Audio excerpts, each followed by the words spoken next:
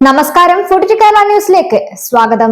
BJP. പ്രകടന പത്രികയിലെ വാഗ്ദാനമായി ഇടം പിടിച്ച RSS അജണ്ട ഒരു രാജ്യം ഒരു തിരഞ്ഞെടുപ്പ് മൂന്നാം ഊഴത്തിൽ നടപ്പാക്കാൻ നരേന്ദ്രമോദിക്ക് ചില്ലറ കടമ്പകളല്ല കടക്കേണ്ടത്. രാജ്യത്തെ മുഖ്യ പ്രതിപക്ഷ കക്ഷികളുടെ ശക്തമായ എതിർപ്പ് വകവയ്ക്കാതെ പദ്ധതിയുമായി മുന്നോട്ടു പോകാൻ കേന്ദ്ര മന്ത്രിസഭ പച്ചക്കൊടി കാണിച്ചുവെങ്കിലും ഏറെ നിർണായകമായ ഭരണഘടനാ ഭേദഗതികൾക്ക് പാർലമെന്റും പകുതി സംസ്ഥാന നിയമസഭകളും അനുമതി നൽകേണ്ടതുണ്ട്.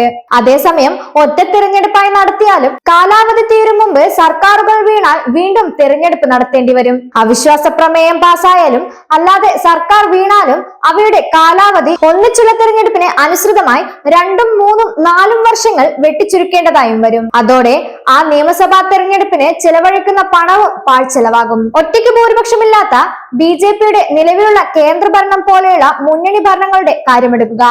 കേന്ദ്ര സർക്കാർ വീണാൽ പുതിയ തെരഞ്ഞെടുപ്പ് വേണ്ടിവരും.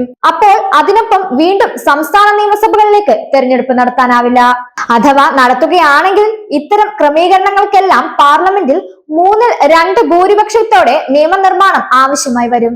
അവയ്ക്ക് 15 നിയമസഭകളുടെയെങ്കിലും അംഗീകാരവും വാങ്ങേണ്ടി വരും. അത്തരമൊരു നീക്കം നടത്താൻ ഇപ്പോൾ 362 MP-മാരുടെ പിന്തുണ ബി.ജെ.പിക്ക് ആവശ്യമായി വരും. അത് ഇക്കുറി ഇല്ലാത്തതിനാൽ തന്നെ നിയമനിർമ്മാണം നടത്തുക ഏറെ പ്രയാസകരമാണ്. അതേസമയം 15 പാർട്ടികൾ ഒരു രാജ്യം ഒറ്റ തെരഞ്ഞെടുപ്പ് എന്ന നിർദ്ദേശത്തെ രാംനാഥ് കോവിന്ദ് കമ്മിറ്റി മുമ്പാകെ എതിർപ്പ് അറിയിച്ചിട്ടുണ്ട്. Congress, Aam Aadmi party, BSP, CPM, Samajwadi party, Trinamool Congress, CPI, DMK, AIUDF, AIMIM, Naga people's front തുടങ്ങിയവയാണ് നിർദ്ദേശം തള്ളിയ പാർട്ടികൾ. 3 മുൻ ഹൈക്കോടതി ചീഫ് ജസ്റ്റിസുമാരും ഒരു മുൻ സംസ്ഥാന തെരഞ്ഞെടുപ്പ് കമ്മീഷണറും വിയോജിച്ചവരിൽപ്പെടും. ഡൽഹി ഹൈക്കോടതി മുൻ ചീഫ് ജസ്റ്റിസ് അജിത് പ്രകാശ് ഷാ എതിർപ്പ് അറിയിച്ചിട്ടുണ്ട്. ഇത് ജനാധിപത്യ ആവിഷ്കാരത്തിന് തടസ്സമാകുമെന്നാണ് അദ്ദേഹം പറഞ്ഞത്. വോട്ടിംഗ് രീതിയിലെ പ്രശ്നങ്ങളും സംസ്ഥാനങ്ങളിൽ ഉണ്ടാവുന്ന രാഷ്ട്രീയ മാറ്റങ്ങളും അദ്ദേഹം ഉന്നയിച്ചു. ജനപ്രതിനിധികൾക്ക് തടസ്സമില്ലാതെ സംസ്ഥാനത്ത് തുടരാൻ അവസരമൊരുക്കുന്നത് ജനാധിപത്യ തത്വങ്ങൾക്ക് നിരക്കുന്നതല്ലെന്ന് അദ്ദേഹം കൂട്ടിച്ചേർത്തു.